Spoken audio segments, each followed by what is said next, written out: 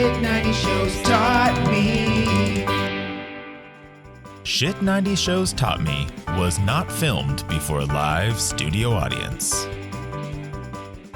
Are you ready to slay another day? So are we. Welcome back to Shit 90 Shows Taught Me. I'm Jess Sterling here with my co-host, Sarah Humphrey. Sarah, how are you? Jess, I'm doing real good. I am so enjoying season 4 of Buffy the Vampire Slayer. I don't know what all these bitches on the Reddit are talking about. Not our Reddit. Actually, I've never read Reddit. I'm just joking. But I don't know what people are complaining about. This season's so good. I think if you're someone who loves the lore, loves the very deep stuff, maybe that's the disappointment. But so far through 3 episodes, I'm enjoying it. I like them being at college. I like a new setting. I miss Cordy, obviously. However, and we'll obviously talk about this more in Cordy's Corner at the end of the podcast, but I understand the move over to Angel to give her more screen time. I feel like not having to service so many characters on Buffy is kind of nice because we can spend more time on each individual character. Yeah. So yeah, I liked this episode. I thought it was fun.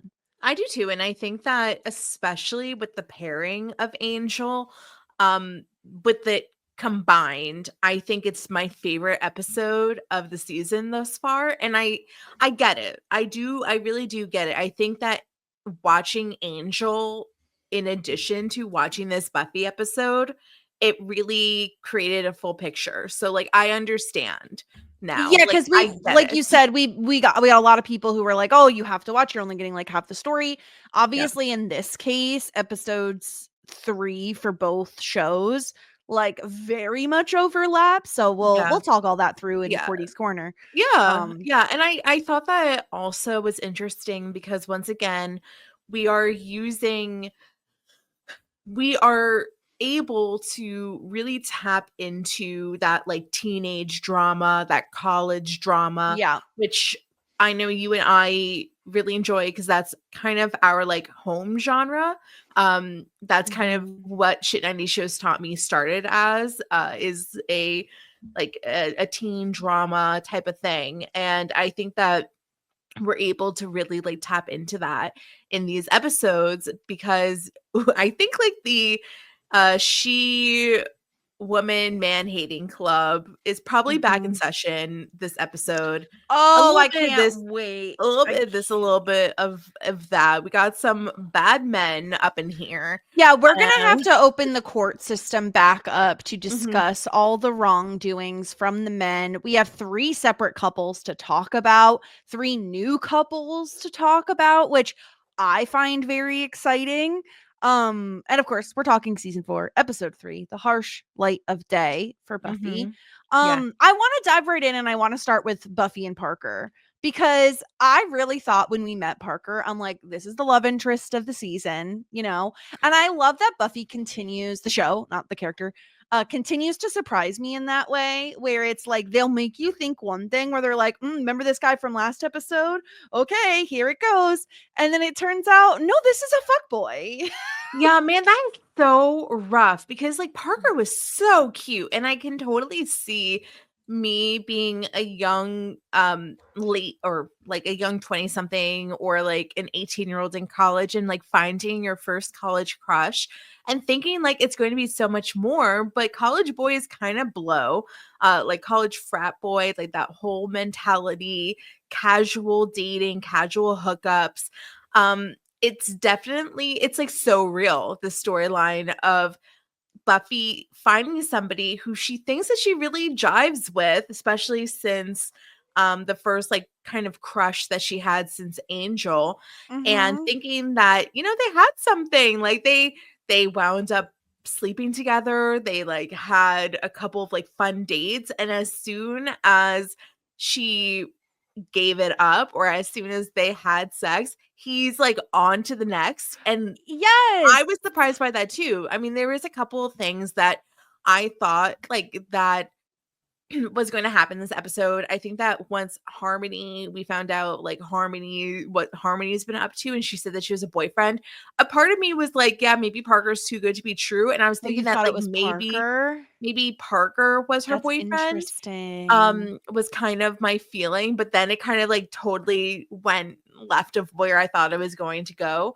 But I Yeah. definitely felt at times like in the episode that Parker was too good to be true. But I of course I have to be like, oh, like what's the supernatural element to why Yeah, did Parker you think he was sucks? like some sort of not like a demon, but like some supernatural sort of thing? I thought that I mean, yeah, like I thought that like once Harmony was revealed to be a vampire, I thought that he was a vampire or maybe someone that something along those lines, but it turns out it's just the worst horrors of all, and that is teenage boy. And like Yeah. honestly, respect, like I get it. That is like actually the scariest thing that you could possibly come across is just like a fuck boy. And Yeah. it was pretty rough, and I felt really bad for Buffy because I really do I really do think that she thought that this could be a lot more, like maybe not a husband, but definitely somebody that really actually liked her and wanted more than just to sleep with her. Yeah, I wanna walk through their, quote, unquote, "relationship," right? Like, their experiences that we get to see in this episode, because Buffy and Parker, when we start this episode, they've been hanging out the whole week. Like after he gifted her those Ziploc baggies, it sounds like they've been hanging out most of the week. They're getting to know each other. Like Buffy and Willow both talk about, oh, we're in that new phase of like getting to know you. It's very exciting. She seems pretty into him. And I think um I'm trying to think of how to relate this without it being depressing, but it's like Angel for her was her first love. So like Yeah. she's going to have that relationship and Angel himself up on a pedestal. And so then any person that she dates after him, she's going to compare him to Angel. And so I think Parker had a lot to overcome in that regard, but it seemed like Buffy was very much giving him a chance. And she obviously doesn't tell him that she's a Slayer. He notices, we see she has a scar on her neck from Angel feeding on her, which I thought Yeah. was interesting given that she usually heals from everything. Yeah, that was new. I didn't realize that she had a big bite mark on her neck. Yeah. And this was so interesting because they get into this very deep conversation about, oh, my dad died last year, but it helped me realize I should be living for the now, blah, blah, blah, blah, blah. Oh my gosh. Yeah, go on, go on. Yeah. Like So pin in that, of course. So they're like having a walk, whatever. He walks her back to her place. And they're about to have their first kiss, and this is when they get interrupted by Willow and Oz. Now, in my opinion, if they had not been interrupted, I do think Parker is trying to seal the deal that evening. Like, I know they haven't even had their first kiss yet, but like, truly, I think that is what this guy is about. He's saying all these lines to get it in, and that's all that it's about. And Sarah, at the point where I thought something was, I would just say off. I wouldn't even say like I necessarily thought he was a fuck boy. I just something was off was when they do go to the party, because he invites her the very next night to go to a party. Again, green flags all the way, right? Like green means go, we're moving. And they run into Spike and Harmony, and he asks Buffy, "Oh, did you used to date him?" And Mhm. at first I was like, "Oh, is he gonna feel insecure? Like, is that where we're going with this?" You know? But no, they make out. And Sarah, I really hate to say this because we discussed last episode, Parker is a very attractive man. Yeah. I really hate to say that Buffy and Parker have no chemistry whatsoever. It's a Sarah Michelle Gellar issue confirmed. Okay, see, you say this, but I will give Sarah Michelle Gellar a modicum of credit here. I think the scene where they are making out and she puts her hand in his hair, that scene, Yeah. I felt like Sarah Michelle Gellar was giving. Like the Yeah. hand in the hair was good. Yeah, which is different from her previous issues because she used to have Lego hands. Yeah. Exactly. So I feel like that's improved. But the Okay. problem was it was a series of chicken pecks. That is all it was. There was not even a Yeah. hint of a tongue, not even a hint of like anything beyond the way you kiss your grandmother. That's unfortunate. I wonder if, because as we talked about last episode, he dated Jack on Yeah. Dawson's Creek. I mean, was the intimacy there? Did we see them They make out? kissed. I can't Well, yeah, remember. they remember they had the first, like, I'm pretty sure gay kiss on like television or whatever, or like network TV or something, or maybe teen drama. I don't know. They had the first like gay kiss. So like they definitely kissed. I feel like I don't remember it not being a good kiss. It just was like so unfortunate because I didn't think there was any chemistry. And so then suddenly they're like in the bedroom sealing the deal. And I'm like, but there was no kiss chemistry. Well, I mean, like, it's all part of the story. I mean, I know. I definitely do think that Sarah Michelle Gellar does have like a little bit of, I've been saying this for years, a little bit of like intimacy choreography issues. So easy to blame her. I've heard, like, didn't they say a couple of seasons ago that it gets better? But I guess this is not Not the yet. guy. Not yet. Yeah, it's not the guy. But that's okay. So yeah, like she and you know, they hook up and she seems like really happy about it. And at first we thought that like maybe he ditched her then, but he was just like in the other room. He was just getting coffee. So like they go to his place to have sex. And when she wakes up, this is when I was getting the like uh-oh feeling, because she wakes up, he's not there. His dorm room, wherever he lives, is kind of a mess. And she's like, he comes back, but then he comes back and he has coffee. And I was like, well, that's really Yeah, kind. that's very nice. That's a And good then move. okay, so then this is where it turns like out bad because he says, I'm gonna call you, which is Yeah, great. she wants Like, to hang out that day. But he says, oh, my mom is coming to visit. And so I'm busy, but I will call you. yeah, I'll call you. Now, this is concerning because we go days without the call from Parker. Is that his name, Parker? Days. His name is Parker. He doesn't look like a Parker. I can't remember his name to save the unless I was looking at my notes. There's no way I'd be able to remember his name. He does not call. And Buffy checks her answering machine. She like is away and then calls the dorm room phone and checks the answering machine. Yeah, it's like while she's out slaying or whatever, she's Yeah. like checking her messages. She's never No getting a call from him. And So Sarah, sad. I don't know if you've noticed this, but when the morning after, right? When Buffy comes back into her room, and by the way, what I think is like the cutest like college girl outfit I have seen in a long time. I don't know if you made note of this, but she was wearing like black pants and then this black backless tank top. Oh, Men love a back. Men love the outfit that she wore at the party. Yes. I loved that outfit. Didn't you love that? I thought it was like looked so spicy but good. subtle, like not in an No. overt way. It's Yeah, like, no, look at that my was- back. That was a great outfit, Buffy. Like you actually were. I know Harmony makes fun of you at one point about what you were wearing, but this was That was a actually a cute very one. good. Yeah, that was a really good Yeah. outfit. Now, And I don't yeah, know if you noticed when Willow and her are like downloading about everything that happened with Parker, when Willow asks like, "Oh my gosh, did you have sex with him?"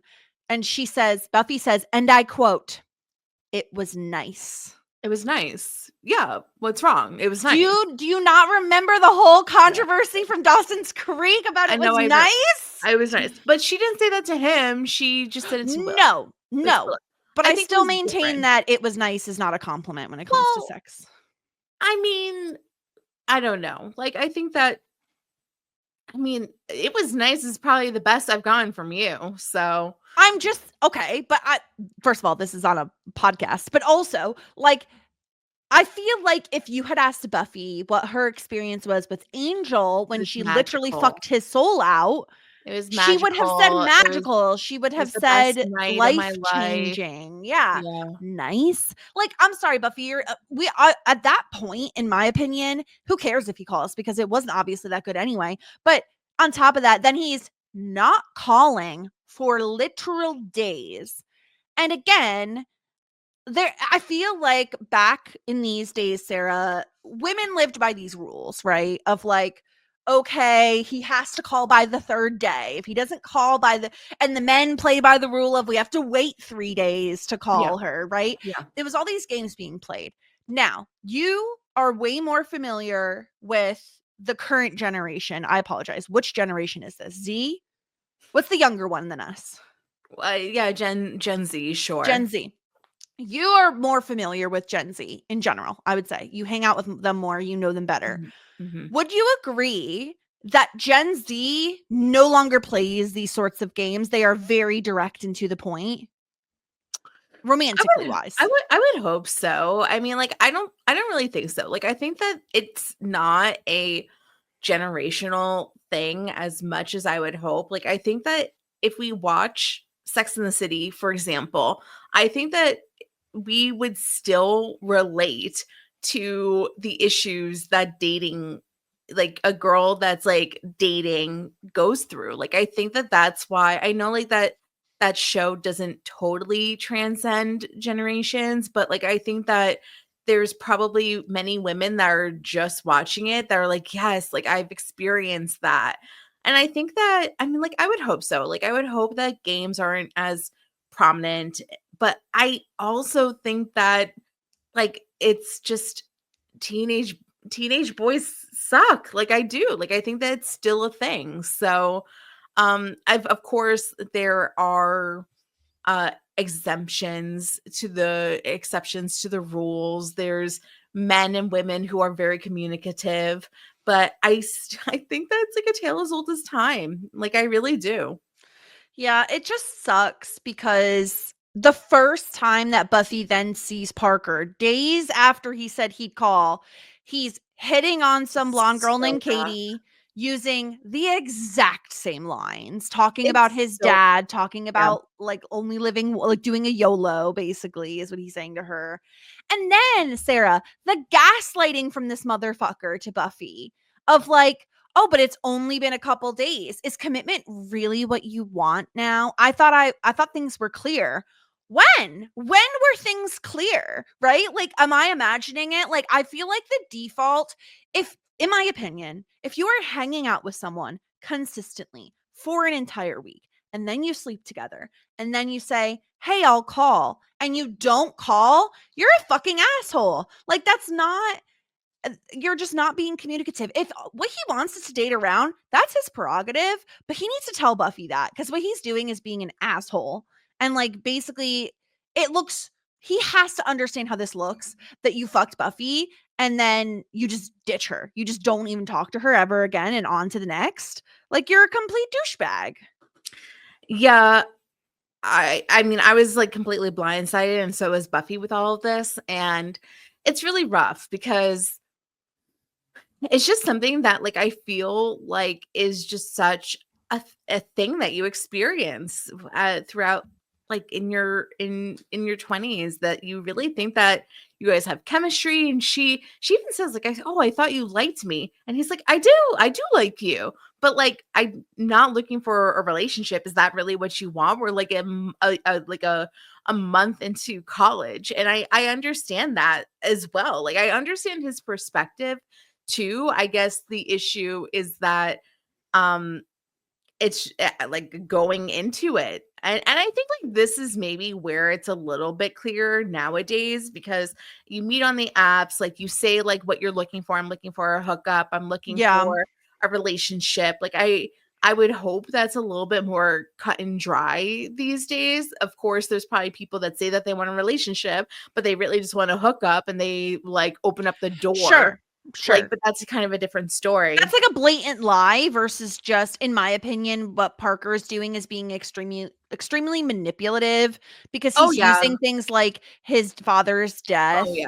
And like, it all feels like such a put on now that we've seen him do it with another person, right? Like, he made Buffy feel like she was special. And it really sucks. And I felt really bad for Buffy because, gosh, when you look at the history of like, okay, her ex-boyfriend left town. She's been single for a while. She just started college.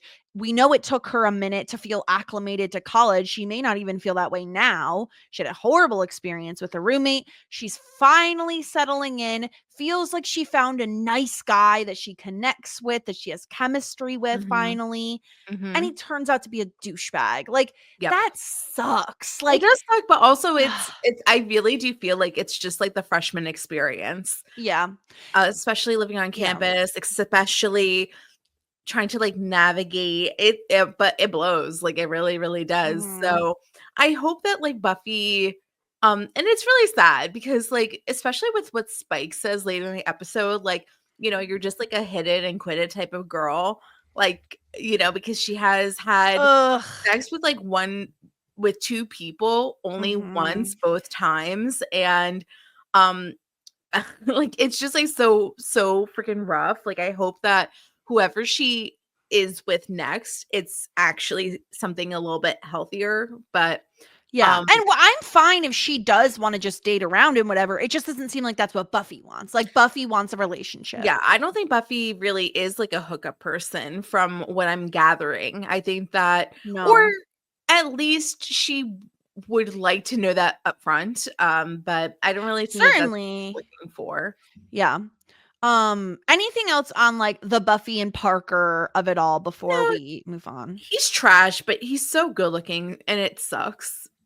This is true. Yeah, I wonder, I mean, I think I looked up his name last time. Like, I do not remember if this guy had a career besides like random 90s shows. No idea. Yeah. I mean, good looking. He's very, very, very good looking. He's kind of like a good looking Xander. You know what I mean? I can see it. Dark hair, light eyes. Yeah. Well, Xander has dark eyes, but like, it's like basically Xander's like Temu Parker. Oh, no. A little bit. A little bit. Well, before we move completely on, I do just want to give Willow a little bit of credit here because she doesn't have really her own complete storyline this episode, but I did feel like even though in episode 1, right, she wasn't really there for Buffy, I feel like she was a really good friend this episode and was like, fuck that guy. He's a butthole. Like, we're not fucking around with him. She's always like, I love the moment when Giles is in Buffy's dorm room when she's coming at doing like the walk of shame. And behind Giles, Willow is like, oh my gosh, was it Parker? Was it good? Like, so cute. I loved it. No, I mean, I'm really happy that Willow and Buffy are roommates. I think that it kind of just like solves a lot of the issues of them not getting those like really fun girl talk moments and then being separated. Even if like their storylines aren't always aligned, they'll be able to come back with each other. And it seems like it's working out better than it did with like Kathy or like Willow's nameless roommate. So I like those moments too. I like that Willow is like seeming to have a good time in school and is there for Buffy when Buffy needs like some of those moments. And I thought it was really cute when like Willow left the message for Buffy on the voicemail. She's like, did she call yet? Like, it's just so sweet. Like, stuff that like we wouldn't experience anymore in this day and age because I guess like it would be like a voice memo or something. No, like a text, really. Like, hey, did you call yet? Like, it's kind of like extinct, but it's just like very cute to follow up like that. So I really liked it. And you know, Willow did good this episode. She like got to work with Giles again. She got to research the ring situation. She kind of got a little bite, a bit. There we go. She got a bit. She got a bit. By, of course, the next couple that I want to talk about, Spike and Harmony. Well, this was a whole heap of surprises, wasn't it? Well, I feel like I was spoiled on Spike coming back just because he was in the opening credits. Really? I didn't see it. No. He was in the opening credits, so I knew he'd return. But Harmony, I was like, excuse me? Because last we knew Sarah, girl was getting eaten. We thought she was a deado. Oh, rats. So like this is so funny because they're at the Bronze, because we still hang out at the Bronze. Who knew? We're at the Bronze, and Willow runs into Harmony, and they have like the fakest ass conversation that like Oh, that you're you so have that. funny. Oh, girl, I miss you. Yeah, like, I just remember this conversation. Like, you see people from high school at your local Walgreens or whatever, and you have this fake ass conversation with them, like, "Oh, how are you doing?" It's so rough, and they have this interaction, and and then we find out like that Harmony is a vampire, and that was like a super surprise to me. But before that, I thought that it was really funny. Harmony said something along the lines of like, "Oh yeah, like that big like, oh, last time I saw you, there was like that big snake or something like that." Very, very funny. But yeah, so like she turns into a vampire, and Willow kind of gets bit by Harmony, and thankfully Oz, I think it was, like, Oz is there with the cross to help out. And shoots her off, and Harmony is kind of a brat and is like, "I have a boyfriend and he's gonna be so mad at you." And then we eventually meet who her boyfriend was, and it was incredibly shocking because I was not expecting it to be Spike. I didn't see him in the opening credits. So, like I said earlier, I was like, "Oh, is it Parker?" So this was a huge surprise. And I mean, we forgot to do, obviously, by the way, Parker is guilty in our 1,000%. In the court of law, he is found guilty. Very guilty. Yes. Yeah. Dum, Spike dum. Spike continues to be a horrible boyfriend. And I've said this for a while now, like, he was rotten to the core to Drew, and he's so mean to Harmony. Harmony is literally the most annoying person in the world, like the most annoying girlfriend. You know who she reminds me of, Jessica? I don't know if you remember this. Do you remember Selma Blair's character in Cruel Intentions? Yes. It was so coded, Selma Blair, that character, just like the like very like fake, innocent, naive, like baby talk, like, I'm going to seduce you with my baby voice. It was like kind of maddening, and like I understand that Spike is annoyed with her, because I got annoyed with her. Like, I was like, she's so fucking annoying, I want to strangle her to death. But he was also like so mean to her the entire time. Well, that's the thing I don't really understand, is why they're even together. The way, so immediately, because I think both of us agree, we love Drew more than we love Spike. Like, Yeah. I would have preferred to see Drew back, not Spike. Well, this is my concern now that you bring that up. I am concerned that we are never going to see Drew again. And I feel similarly. And I don't know how, like, like, who took the exit polling and was like, we want Spike rather than we want Drew? Because I would have thought that if we were going to see Drew again, it would have been with them together. And it's just making me more and more concerned that we're never going to see Drusilla again. Which I did not give that okay to. And it was great seeing Spike, and I especially like Spike in the Angel episode as well. And I thought that, like, he really did make these episodes exciting. I just don't like Spike with a girlfriend, because it makes it not fun, because he's so mean. But I think he's it's supposed to be funny. It's supposed to be funny, and we're supposed to be like, ew, Harmony, you're so annoying. But also, like, Harmony just like really just wants to go to Paris, and he's like, you're a dumb whore, you're never going to Paris. Yeah, I think I agree with you, because obviously we loved Drew, and I really liked drunk sad Spike. I think you're right, when he's with a partner that he doesn't treat well, it like especially sucks, because he is so mean to Harmony. Like, and I understand sometimes she's really annoying. I mean, like, she will not stop talking about Paris. Yeah, no, she really is so annoying.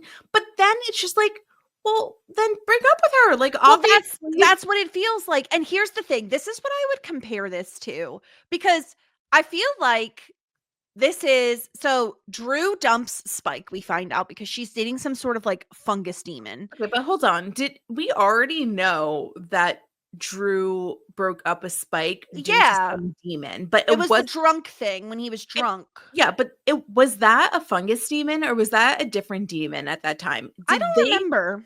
I know it was some sort of a demon. Did she break up with him? They got back together and then she got broken up with.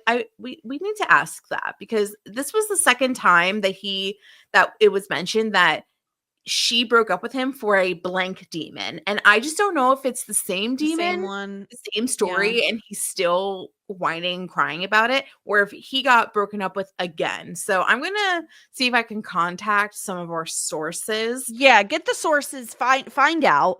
But what this reminds me of is you have an older man, because Spike is literally like super old. You have an old He's probably, how old is he? Is he like 100 and then like, or like 150 to Angel's 200? Well, Angel's certainly older. I can't remember. Do you still have your Post-it chart? I don't remember who made who. Well, yeah. But either way, he's at least like 100 years old, right? So he's old.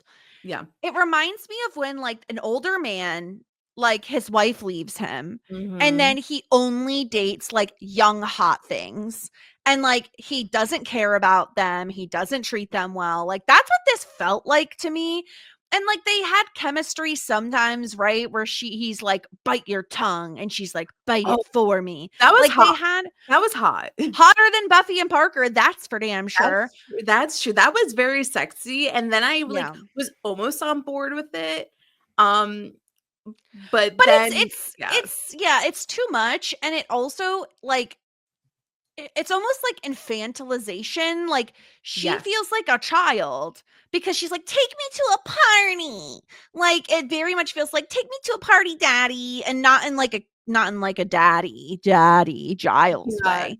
Like in a daddy way. That's exactly what I was feeling like as well. It was just like very childish and like in like kind of like a gross way. And I think that's kind of how I saw like that Selma Blair character in Cruel Intentions. Yeah, and like, okay, a good example of this is when she's like, I want to make Antonio Banderas a vampire. And he's like, it almost feels like he's putting her in a playpen where he's like, yes, go make Antonio Banderas a vampire. In fact, make the whole family vampires. And then shut the fuck up and leave. Like, go. Exactly. And he's so over it. It seems like they're only together like for the sex. She's like writing Spike loves Harmony like in lipstick on his back. Like the one line that really, because again, I think maybe let me separate these two things. Whereas I don't really necessarily enjoy Spike and Harmony as a couple because I find him to be a little too abusive and her to be like a little too childish and immature. I do enjoy Harmony, the character. I find her to be very funny, especially when they do eventually find the crypt and he like rips the necklace and she goes, ew, like you're too good to work a clasp. Yeah. I don't know why that cracked me up so much. It cracks you up because that's a Cordelia line. Like that's why you're so right. They gave her the Cordelia line. Yeah, like that's why you like that. It's that like little bitchy, like very niche joke. So I mean, like I thought it was interesting. I really enjoyed the fact that we saw Harmony again. She was a vampire. Like I was really, really into that. And I don't hate the like affair between her and Spike. I just felt like, I don't know, like I don't think that there's a world, a galaxy where I should feel bad for Harmony. Harmony has been like a wench. Oh, she's the worst. For 4 seasons straight. And and like I like Spike, but when Spike is mean to his girlfriends, it reminded me of like the shit that he said to Drew. And I was like, don't talk to Drew like that. Drew is because we love Drew. Exactly. Yeah. And so, yeah, a lot of it is played for laughs because she is like, again, like a child. The one thing I really thought was like just very cute and funny because he calls her Harm like the whole time. And I'm like, that's so smart. Like Harm, she's a vampire. So you're saying that you like pet names now? No, it's literally a nickname. It's a shortened version of her name. Oh, you like nicknames? Yes, I do not like pet names. Nicknames are different than pet names. Well, I think like Harm is a pet name that's also a nickname. Like Drew is a pet name that's also a nickname as well. Like you're saying it like a pet name is like you say their name as like a term of endearment. A Like pet name is like, oh, baby. oh, hey dear, hey babe. Yeah. That has nothing to do with the person's name. You can use any word. I guess so. A nickname is literally like is derived from the person's name. Like when I call you Jessica. That actually, I meant to text you the other day because I was reading a book and there was a character named Jessup, and I thought it was very funny. Jessup. That's Jessup. See, I think it was a guy. I'm not sure though. Jessup. But yeah, Jessup. Okay. Yeah. So Lindy said that the first time it was a chaos demon, and this time it was a fungus demon. Okay. Oh, so different demons. Good for you, Drew Lulu. Good for you. But please come back to our show. Please. I don't think we're ever seeing her. Maybe she'll be on Angel. I don't know. It'll be so sad. But yeah, so that's kind of the gist of their relationship. But the reason Spike is back in town is because of this thing called the Gem of Amara. Okay, this is so stupid because if this thing was in existence, and I know it was like, oh, it's a like different season. It's an old wives' tale. Like we don't really think of it. Like, wouldn't you think that this would be the focus of all 4 seasons? If there is a tool to get the vampires to get out at night, oh no, during the day, plus be invincible, like to everything, to stakes, to I don't know, garlic. I don't think garlic's part of this. I don't know. They don't talk about crosses, fire, everything. Don't you think that like everybody would have been looking for this? Don't you think Daddy Vamps would be looking for this? Daddy Vamps would have been frothing at the mouth for this. He would have had Kool-Aid mouth that was frothy. Yes. This is so stupid. You're telling me that nobody even talked about this for 4 seasons? Obviously, you nailed it in our chat, and I absolutely agree with you. This is like a device. Well, no, it's not. Well, Angel doesn't end up taking it, but it felt, in my opinion, it felt like we're placing this in Buffy so that she can hand it off to Angel so that Angel can go out during the day in the show Angel. This was kind of like before, I think like I had the same exact thought as you in between watching the 2 episodes, and like eventually Angel destroys it, which was like really annoying. But like I thought that like this, it was just like a device as well. Because I was just like, how in the world did we not have this? But this is clutch. And of course, Spike is going to go look for it. And of course, like, I love that he found it. And I love how, like, he thought it was one thing, but then the way that he figured out that he got it wrong was by literally trying to kill Harmony. And then she was the one wearing the ring. And then turns out it was a ring and not like an amulet necklace. I thought that was really great. And then, like he is able to like go out, and like the fight between Buffy and Spike. Now, it was very obviously a stunt double. Yeah. However, it looked really good when it was clearly, even if it was clearly not Sarah Michelle Gellar. The choreography was really good. The kicky punchy was kicky punching. And on top of that, like you were saying earlier, Spike is really throwing some barbs at Buffy. Like he's not just hurting her physically, he is attempting to hurt her emotionally. And all of this is because he's now able to be in the sunlight. And while they're fighting, there's like a race from the Scoobies because they realize, oh my God, this tunnel collapsing that's on the news is the crypt. That must mean Spike has discovered it. So we need to find Buffy now and warn her and figure this all out. And so the Scoobies go down to the crypt where they find Harmony crying boohoo about what does she call him? Platinum or something like that? My platinum baby. My platinum baby. My platinum baby. So funny. Yeah, she got broken up with but it was rough. Like she didn't think that she was going to. She thought that they were going to have like eternal love. So I hope she comes back, honestly. Like truly I do, because she was so funny. The only ending she has to die. She's a vampire now. Sure. Yeah, she has to die. Sure. But I would still like her to just give a couple more little like one-liners. They're so funny. Yeah. But yeah, like Spike is saying all these really nasty things.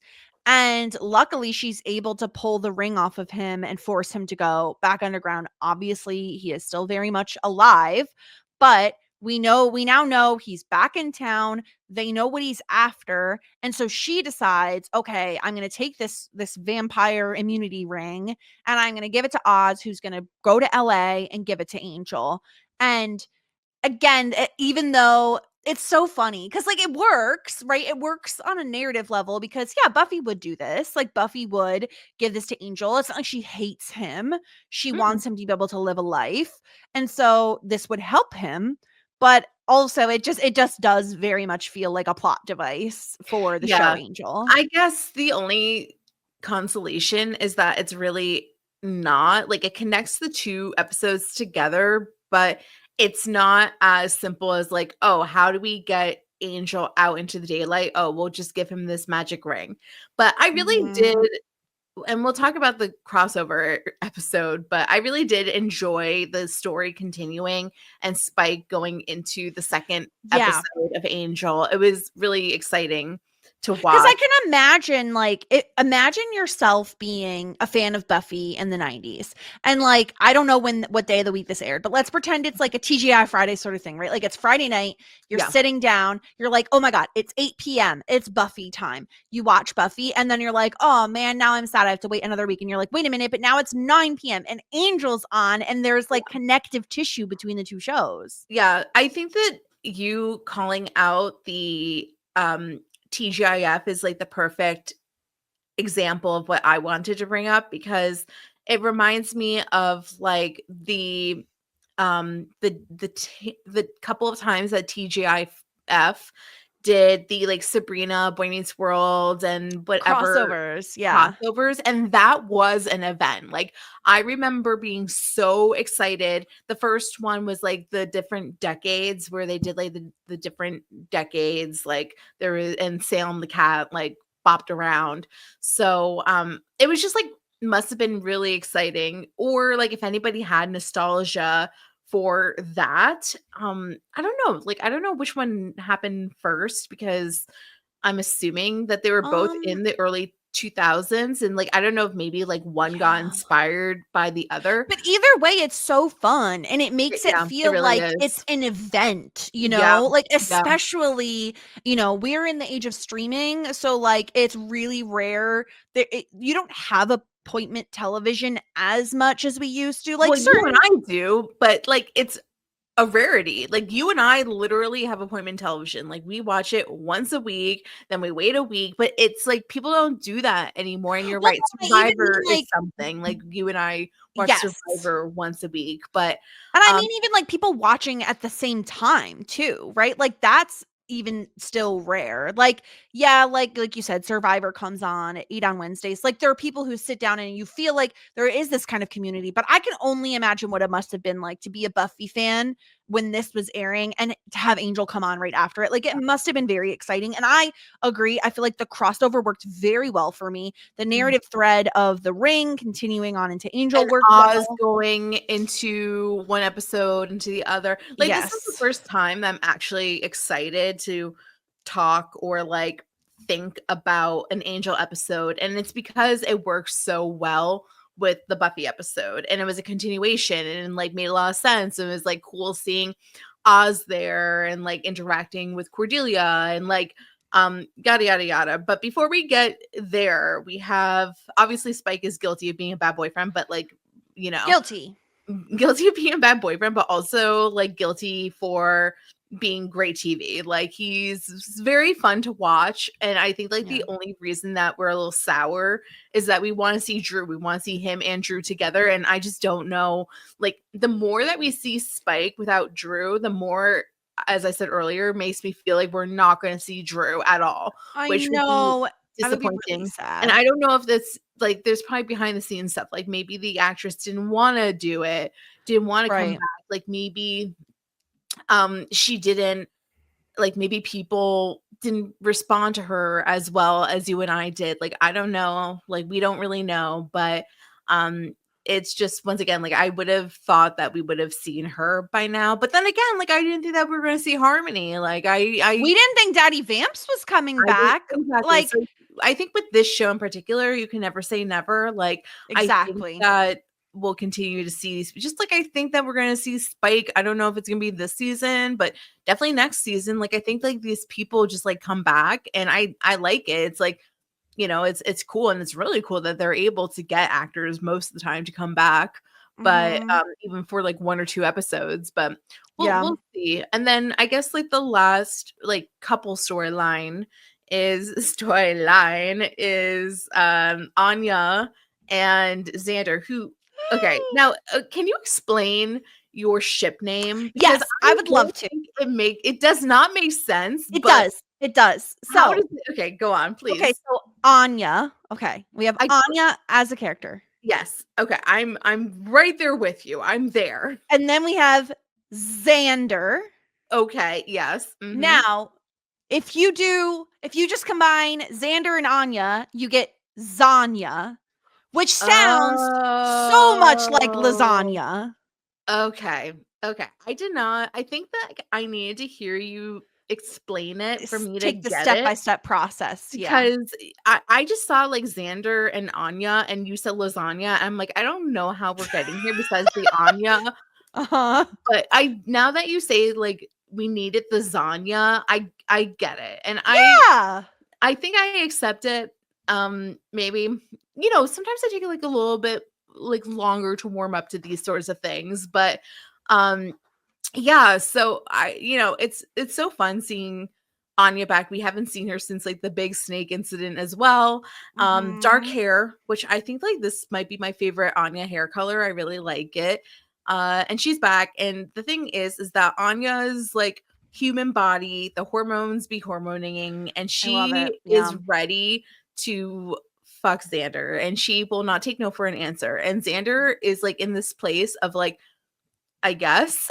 Like, sure. Yeah, like I love how direct she is about everything she's experiencing. She doesn't realize that she's being direct. No, like, she doesn't know any other way. She's just like, she's being very blunt and to the point. I can't stop thinking about you. I see you in my dreams. In my dreams, you're naked. Like, I especially love the line of, it's ludicrous to have interlocking bodies and not interlock. Yeah, I mean, like, that might be like very romantic, but also just like very, it's like she's an alien. Basically. I love Anya. And let me tell you, because like I remember in the finale of last season being like, Anya's the best. I hope she comes back because I love her so much.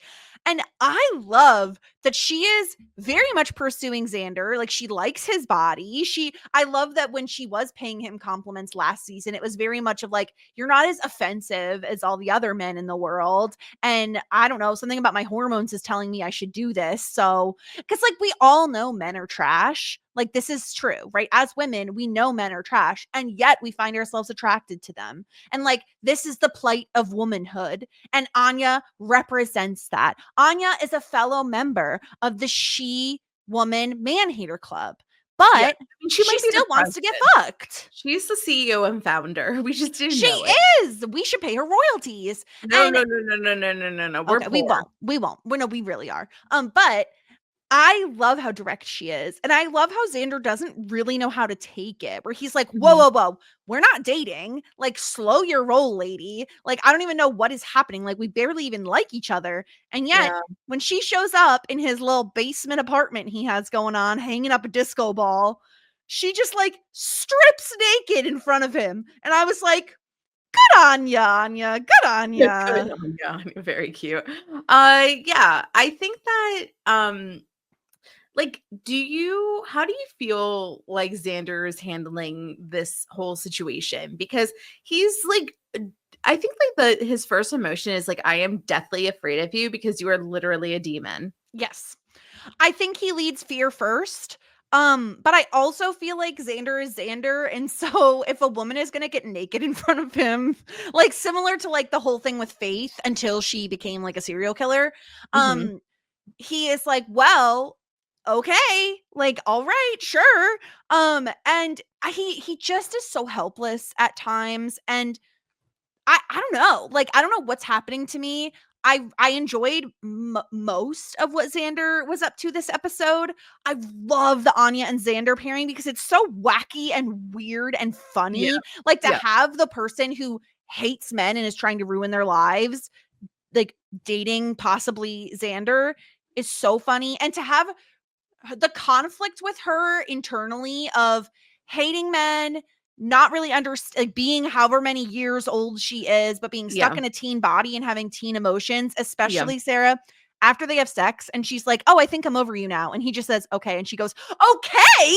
And then she like, stomps away. And like, because I truly believe that she was like, okay, like I really do think I'm over you. Like I'm over it. But then because he didn't have a reaction. He responded that way, like her like teen girl hormones was like, what? Yeah, okay, what are you doing? Yeah. And then like it was perfect. And then like she comes back and she's like, I mean, obviously she is like fully smitten by him. I just like I think like once again, like maybe if she wasn't like a demon that like killed specifically men for many, many years, like I think that he would be more into her. But like I think that he just thinks that like at any moment she's gonna get her powers back and just eliminate him.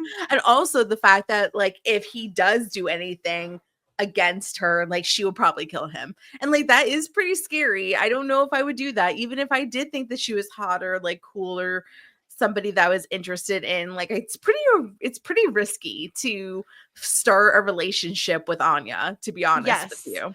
Yeah, but I loved it. Like it felt so fun. And it also like think about Xander currently, right? Like it seems like possibly Giles has hired him for like some part-time work. So he is somewhat working, but he's also like living in his parents' basement, paying rent, like the laundry is done down there. Like it all seems rather sad. And so he does seem kind of, I don't want to say like desperate, but like he could use some like hope and fun in his life. And so to have that come with Anya is just so funny. And I really, really enjoyed it. Like I'm fully shipping Lasagna. Like I'm here for it. I love every second of it. I hope it lasts. I hope we see more of Anya as a character. You're crazy. I just think she's so funny. She's like funny. I really enjoy her. He's just gonna fuck it up. He's just gonna like I mean he's going to or well, he already did, Sarah. I'm not no shade to him. Like, I understand why he did what he did. But when he's looking for Buffy, she's trying to find him. She's like, oh, I went to your apartment, but you weren't there. And he's like, Anya, I don't have time for this. And he just like completely blows her off. Oh, she's going to come back. I'm not worried about it. Did you see her little sad sack walk at the end of the episode? They had all three women walking like little sad sacks. Sad walk at the end was so dramatic and hilarious. It really was. And the fact that like all three of them were like right near each other, but like walking in different directions. Like, it was absolutely ridiculous, but it was very funny. It was very, very dramatic. Like all three of them were just so sad. Like, oh no. These boys are just getting us down. It's just a Slayer, a demon, and a vampire, and they just can't figure out the men in their lives. It's so perfect. I loved that.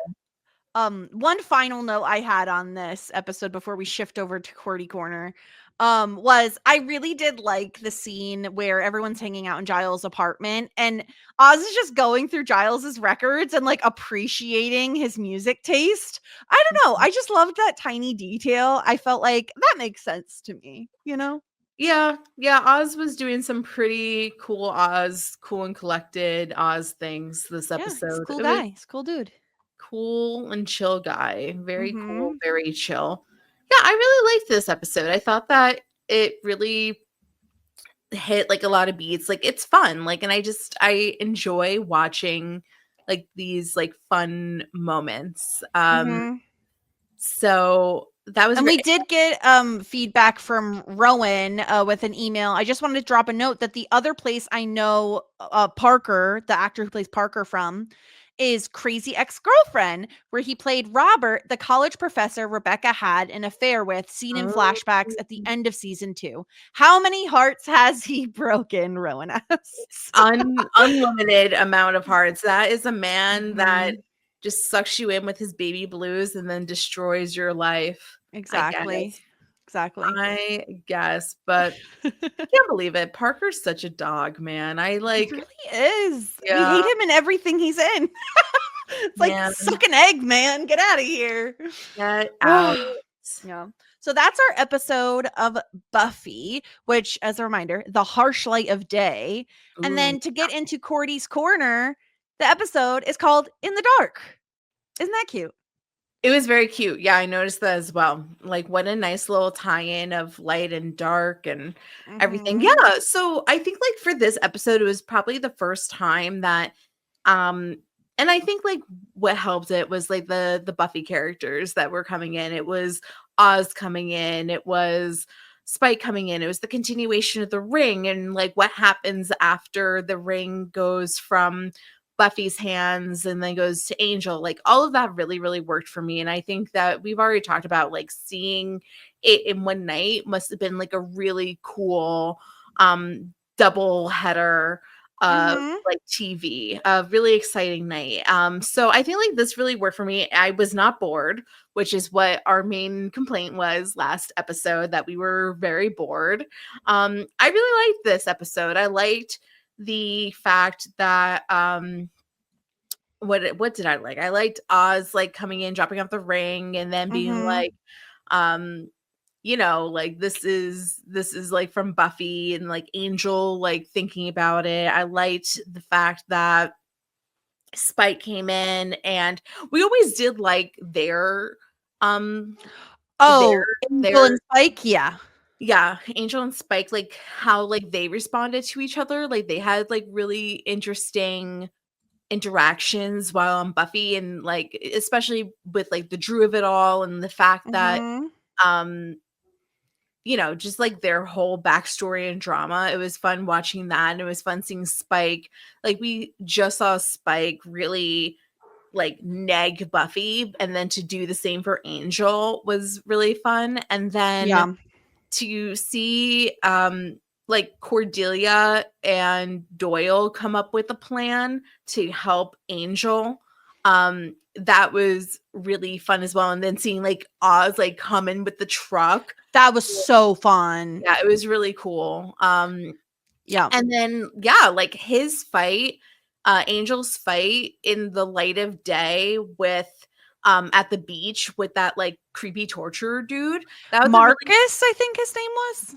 who cares? That was a really fun fight too, because like they first time seeing Angel in the light of day, he's at the beach and like they're fighting and underneath the like the docks, so they're like covered. Watch out for the sea gook though. Well, the sea cook was coming, like he's got to start running. So but yeah, and the fact that like he like staked Marcus. Is that, did I say No, it's Marcus, yeah. okay, staked Marcus into like some wooden thing, took the ring off, then like he like evaporated. And I really enjoyed the moments that we did have Angel just like taking in the beach and the sun and the, you know, the atmosphere, and being like, wow, I have not experienced this for 200 years. Like I'm missing like a lot of life.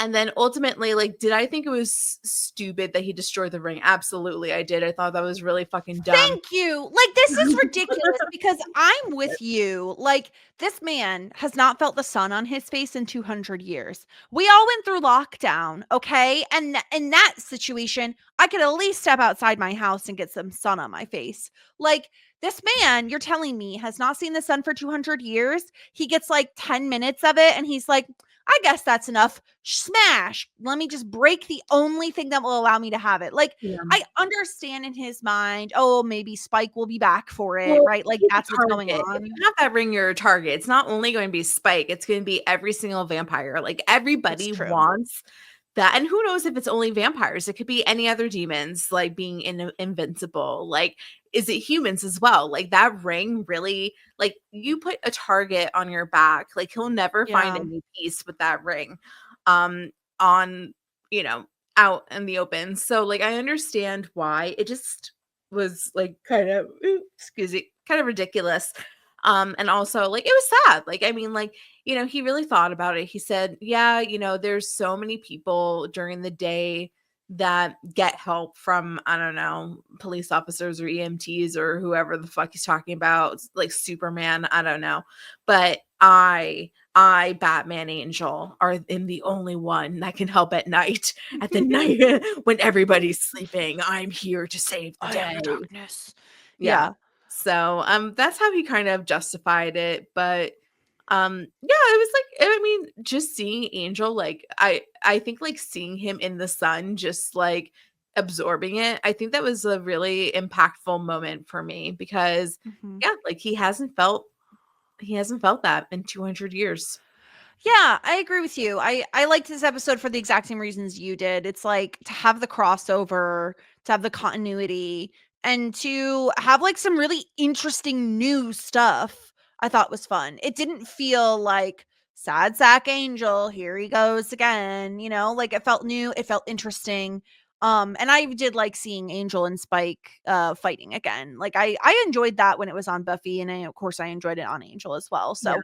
I don't know. Like, I thought it was interesting. I'm curious to see if we'll continue to enjoy what's going on with on Angel, or if it'll be more of a like, well, when there's crossovers, we like it, and when there isn't, we don't. Yeah. It'll be interesting. That's I can definitely see us going there. What do you think Doyle's deal is? Because he turns into a porcupine, and then he was able so basically, Angel hid the ring in the creepy tunnel sewer under a brick. And to like the naked eye, you can't find it. But then Doyle turned into a porcupine, and then he was able to sense where the ring was. What do you think that is?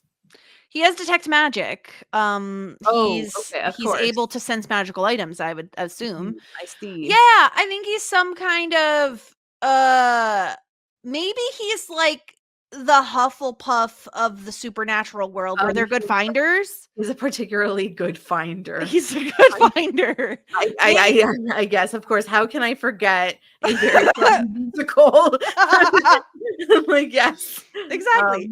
So I don't know. I think like I'm excited that they're slow rolling it, that it's not immediately apparent what he is, like what his deal is. Yeah.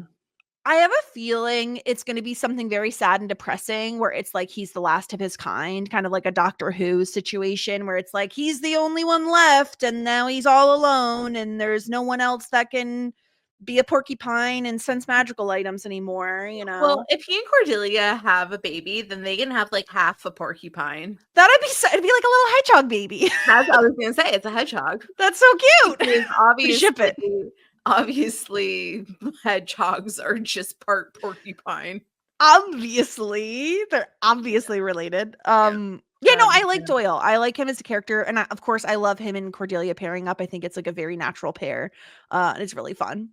Can I tell you what next week's episode of Buffy is called? Yeah, Fear Itself, like fear, comma itself. Okay. I don't know what that's about. It's about fear. All you have to fear is fear itself. What is that from? Fear is fear itself. I'm seeing. The only thing we have. Oh, it's from FDR. Franklin Delano Roosevelt. I was going to say it was from a president, but the only thing we have to fear is fear itself. I don't remember what his accent was. I guess that was it. You nailed it on the first try. Thank you so much. Yeah. So yeah, that's what we have going on. I agree with you. Like, I'm really liking this season of Buffy so far. We're 3 episodes in, so there's like so much time for it to go wrong. But I do agree with you. I think that like part of it is the expectations, right? Like last season, no one was like, Daddy Mayor is the best, and we came away with it being like, we really liked him. And I think the same thing for this season. No one has really been like, I love season 4. And so we're just vibing. Yeah, I think it's because nobody loves season 4. It's what the people on the streets probably feel. That's what the people on the streets are saying. I don't know. We'll see. But next week we'll do season 4, episode 4, Fear Itself. In the meantime, make sure to subscribe, Shit Nannies Pod, everywhere you get your podcasts. Of course. Oh, wait, hold on. I found some letters. For my college roommate. Oh, yes, incredible. It wasn't my college roommate. It was my best friend and her college roommate. I mean, like, I found a couple, and it was just like her like shit talking her roommate who was crazy, but Yeah. it was very entertaining. But I also found my diary. So I don't know, like from when I was a kid. So I don't know if that's more interesting to you. Ooh, I want to hear an entry. Okay. So, well, first of all, it says Sarah loves Brian and Matthew. And I think I know like who those are. It was like this boy named Matt Jimenez. And he was a hottie, but also, okay. Okay, so this was March 13th, 1999. Okay. Dear Diary, hi, my name is Sara Fergenson. Today was my birthday party. 6 people slept over. The people were Lizzie, Kat, Veronica, Danielle, Elizabeth, Annie, and Annie. Jillian V came to my birthday party, but she didn't sleep over. I turned 10. Yeah, so like so Jillian is actually like one of my best friends, and this was the person that like wrote me the letters with the roommate that stole the underwear. Uh-huh. So I later in the diary say that she's my 3rd best friend, but I turned 10, yippee. My real birthday is March 9th. I know who I'm going to invite to my birthday party next year. Already you knew the year before? Damn. Yeah, one of them is going to be Veronica. Well, got to go. Bye from Sarah. So like obviously like the exit polling was polling, and based off my birthday party previously, I knew who's going to be invited to my next birthday party.